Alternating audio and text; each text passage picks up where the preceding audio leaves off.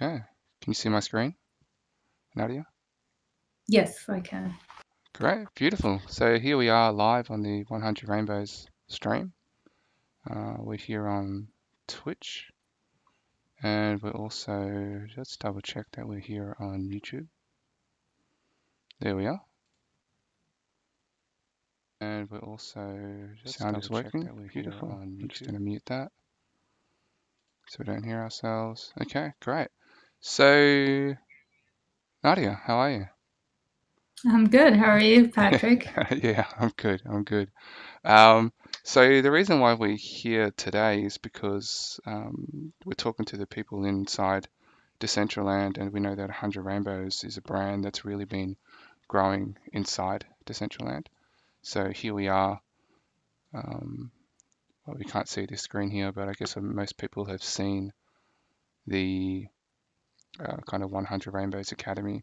And what we wanted to quickly capture today was that we've been working on a physical painting for the digital artwork that's been produced. Um, this is Nadia. She's based in the US, and she's been working with 100 Rainbows for a little while, and she's just done some really amazing kind of physical artwork. So we really wanted to bring the digital artwork into real life, and Nadia here was able to give birth to that. So did you want to just give us a first glimpse at the painting? Yes, sure. So this is the 100 Rainbow NFT that I painted.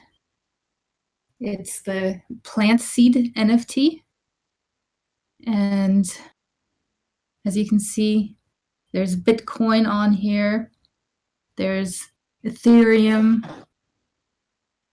And we also have mana right here. And then we have the 100 rainbows symbol, of course. And the rest of it is just it's a little tree, a little seedling that's growing, and hopefully will grow into something bigger Yeah, and better. yeah. No, I love that, Nadia. Thank you so much. It looks really cool. I think you were saying that we're talking about Bitcoin and Ethereum and Mana and the whole idea of the 100 Rainbows Plant the Seed NFT was to represent obviously Bitcoin as the seed, which really gave life to crypto. And from Bitcoin was we were able to grow Ethereum.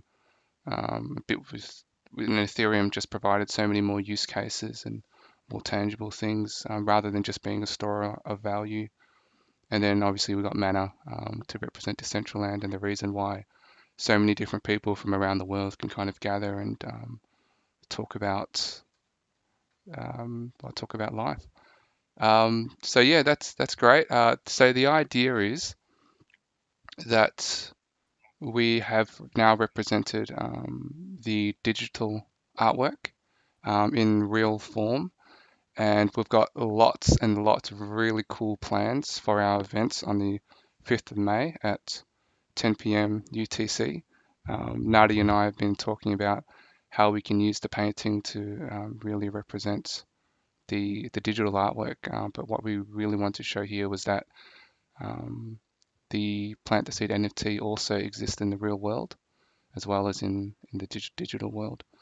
Um, so I guess Nadia, how did you go with the painting? Like, what was your feelings when you were, I guess, first maybe asked to do the painting? And kind of how was the process of putting it together? Well, when you first asked me to paint this for you, I thought it was a great idea. But when you then told me later on that you were planning to burn it, I thought that I wasn't hearing right.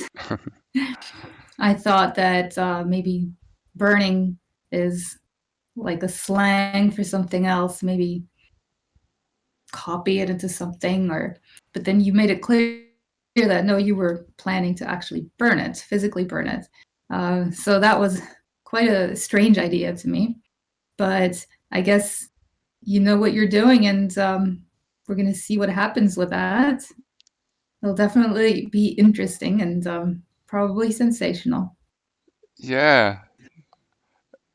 So let's come back to the burning part and the kind of the representation that gives when we, I guess, think about humanity and how we've evolved for thousands or tens of thousands of years, burning something to give life to something new has always been something that humanity has always done. And I think it's important to represent that process as to giving new life to the digital world. So that was a little uh, insight into our plans of what's going to happen and how we do that. What about the actual physical part of painting it? Because you're a professional painter, Nadia. Like, how did you go with kind of sketching it, and what kind of paints did you use? And um, yeah. So in order to get this image as accurately as possible on here, I printed out the design, the digital design that you had created, and enlarged it to the size that I wanted to fit onto this canvas. And I then went about. I used graphite paper in order to trace the lines onto here to get the perfect shapes. And after that, I started. I actually started off with the Bitcoin down here, and really, when I'm painting, there's many layers that go into it, and when you start off, it's not. It's just it's a base layer that doesn't really look like anything, and then as I'm going along, I add layer after layer until I get the color and consistency that I want. And it's not until you have that base layer that you then start putting in the outlines and the little details. Those all come in the end, and also in different layers because you have the darker colors here, and then you have lighter lines. So it's a process that takes quite some time. It's not just as straightforward as, oh, I'll put some paint on here and color it in, because you have to do a lot of blending and shading and wait for layers to dry in between before you go and do the next layer. So that's pretty much the process that I use. For the leaves, for example, I had to mix the colors also to perfectly match them to the digital copy. And so I use acrylic paints when I'm painting. And